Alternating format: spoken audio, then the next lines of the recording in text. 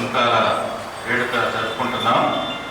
అందువల్ల మొదట chief గెస్టులుగా justice Radharani గారిని ఆహ్వానిస్తున్న స్టేజ్ మీదకి. పెరియార్ రామస్వామి గారి ఆత్మగౌరవ సభని ఆయన ఉద్యమం ప్రారంభించారు. అదే సమయంలో తెలుగునాట కూడా తిరుమల రామస్వామి చౌదరి గారు సూత పురాణం రాయటం, ఇది దేశవ్యాప్తంగా ఎంతో సంచలనం కలిగించింది. ఈ సంచలనం ఖమ్మ బ్రాహ్మణుల్ని కొంతమందిని తయారు చేసుకోవటం కూడా జరిగింది. ఆయన అవధానం కూడా చేశారు. అవధానంలో ఆయన పోటీ వచ్చిన వాళ్ళని కూడా ఓడించడం జరిగింది. అంత మహామేధావి బారిస్టర్ ఇట్లా లండన్లో యునైటెడ్ కింగ్డమ్లో చేయడం జరిగింది. ఎందుకంటే రాధారాణి గారు హేతువాది, తెనాలి. ఎందుకంటే తెలుగునాడులో ఆంధ్రప్రదేశ్లో తెనాలి, గుడివాడ ఈ రెండు నియోజకవర్గాలకు ప్రాముఖ్యత ఉన్నది. ఎందుకంటే అక్కడ మొత్తం ఎడ్యుకేట్ అయ్యి అటు పారిశ్రామికవేత్తలుగా, ఇటు సర్వీస్ రంగంలో, ఇటు పత్రికా రంగంలో, ఇటు సినీ ఫీల్డ్లో కూడా తెనాలి అట్లానే గుడివాడ ప్రాముఖ్యత ఉంది. కాబట్టి తెనాలి హేతువాద ఉద్యమం ఎక్కువ. రామస్వామి గారు అక్కడ మున్సిపల్ చైర్మన్ గా కూడా చేశారు. ఆయన మూఢనమ్మకాలను వ్యతిరేకిస్తా కూడా అవసరమైతే ఆయన పదవి కూడా రాజీనామా చేసి మళ్ళీ ప్రజల కోరిక మేరకి మళ్ళీ పదవిని అలంకరించడం జరిగింది. అటువంటి తెనాలి నుంచి మనకి ఆధిపత్యం రాధారాణి గారు వర్ణ వ్యవస్థకి, కుల వ్యవస్థకి వ్యతిరేకంగా పోరాడి ఆయన సామాజిక న్యాయం వరకు ఆయన వివాహాలు కూడా జరగటం. అటువంటి రాధారాణి గారు ఇప్పుడు మనం ప్రసంగించమని కోరుకుంటున్నాం. స్వామి గారి ఇన్ఫ్లుయెన్స్ చాలా ఉంది తెనాలి ప్రాంతంలో, మా నాన్నగారి మీద, అందరి మీద కూడా.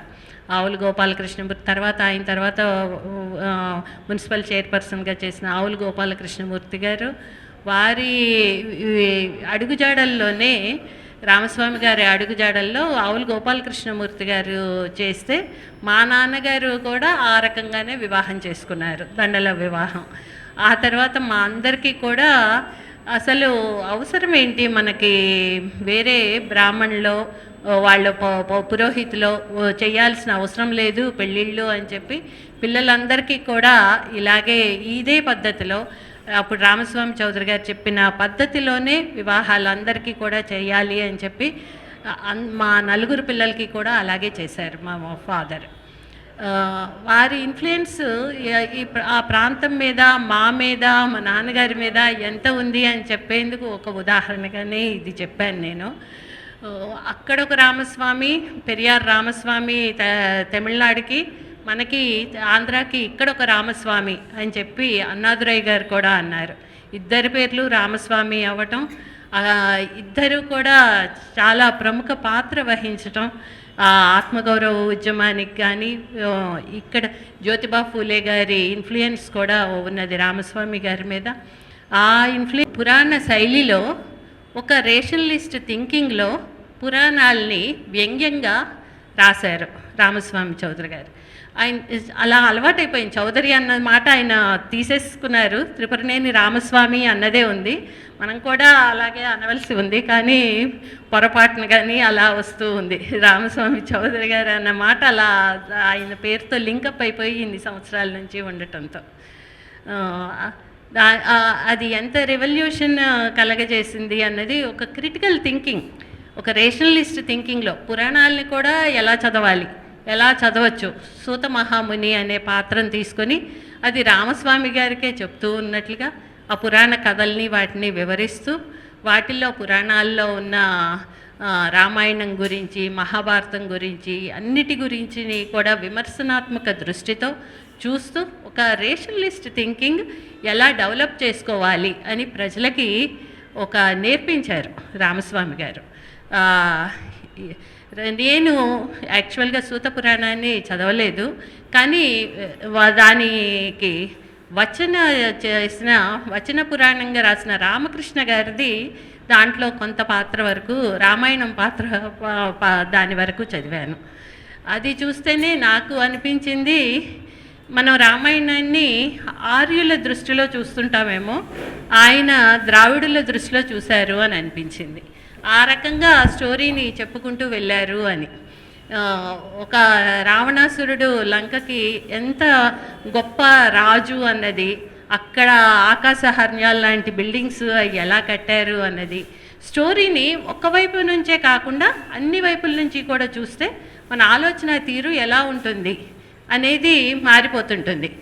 ఒక చోటు నుంచి చూస్తే టెర్రరిస్టుల్లాగా కనిపించిన వాళ్ళు ఇంకో దేశానికి వాళ్ళ దేశానికి దేశభక్తులు అవ్వచ్చు. అలా దృష్టికోణం అన్నది చూసే మారుతూ ఉంటుంటుంది. అక్కడ ఉన్న వాళ్ళ దృష్టికోణాలు, ఈ ప్రాంతం వాళ్ళ దృష్టికోణాలు అన్నీ కూడా. కానీ మనం క్రిటికల్గా చూసినప్పుడు, ఎనలైజ్ చేసినప్పుడు వాటిల్లో ఏది కరెక్ట్ ఏది కాదు అన్నవి తెలుస్తూ ఉంటాయి. పురాణాల్లో అభూత కల్పనలు, కథలు ఇవన్నీ చాలా వాటి గురించి ఎక్కువగా ఒక మ్యాజిక్ లాగానో మహిమాన్వితమైనయో కథలు అట్లాంటివి ఉంటాయి. ప్రజల్ని అప్పుడు దాకా ఒక భక్తి పారవస్యంలో రాసే కవిత్వాలు అవే ఉండే రచనలన్నీ. అప్పట్లో ఉండే రచనలు చేసే వాళ్ళంతా కూడా కవులు వాళ్ళందరూ రాజుల్ని మెప్పించటానికో లేకపోతే దేవుళ్ళని మెప్పించటానికో అలా ఆ రకంగా వాళ్ళని పొగుడుతూ వచ్చేవి, వాటి గురించి చెప్పేవి అవి మాత్రమే ఉండేవి. ఆ టైంలో ఆయన ప్రజల్ని ఎడ్యుకేట్ చేయటానికి పురాణాల్ని వాడుకున్నారు, ఆ పురాణ పద్ధతిని వాడుకున్నారు. ప్రజల్ని ఎలా ఎడ్యుకేట్ చేయవచ్చు అనే పద్ధతిలో, ఆ పద్ధతిలో పురాణాన్ని రాసి దాన్ని చెప్పటం అన్నది it's first of it's kind, one of it's kind. దాని తర్వాత మనకి రంగనాయకమ్మ గారి రామాయణ విషవృక్షాలు అవన్నీ వచ్చినాయి. మామూలు గ్రాంధిక భాష కాకుండా మామూలు శైలిలో, వ్యవహారిక శైలిలో. కానీ ఈయన అదే శైలిలో అప్పట్లో ఈ రకమైన చాలా విప్లవాత్మకమైన పద్ధతుల్లో పెళ్ళిళ్ళ చేసే ధోరణులను మార్పించారు. అడ్వకేట్ అయినా కూడా he's famous as a writer. ఈ రచనలు చేయటంలోనే చాలా ప్రసిద్ధి చెందారు. చాలా ఇన్ఫ్లుయెన్స్. 56 ఇయర్స్ ఓల్డ్కే చనిపోయారు, 56 సంవత్సరాలకే. కానీ వారు ఇన్ఫ్లుయెన్స్, వారి రచనల ద్వారా వారి ఇన్ఫ్లుయెన్స్ మాత్రం ఈనాటికి కూడా మనందరి మీద ఉంది. అది తగ్గకుండా చూసుకోవాల్సిన ఆవశ్యకత కూడా మనందరి మీద ఉంది. అది తగ్గిపోయి ఇప్పుడు మళ్ళా వేరే భావజాలాల్లోకి జారుతున్న పరిస్థితి కనిపిస్తూ ఉంది. కాబట్టి మూఢంగా దేన్ని నమ్మకండి, ఒక క్రిటికల్గా ఆలోచించండి, ఒక హేతువాద దృష్టితో చూడండి. ఆయన చేసిన మొదటి ఆ రచన తర్వాత చాలా దళిత సాహిత్యాలకి, స్త్రీవాద సాహిత్యానికి అన్నిటికీ కూడా పునాదుల్లాగా నిలిచింది. అప్పటి నుంచి మొదలైంది, దాని తర్వాతనే మొదలైంది ఈ దళిత సాహిత్యం అనివ్వండి, స్త్రీవాద సాహిత్యం అనివ్వండి, అవన్నీ కూడా దేనినైనా ఒక క్రిటికల్ దృష్టితో చూడటాన్ని మనకి నేర్పించింది మాత్రం త్రిపురనేని రామస్వామి గారు.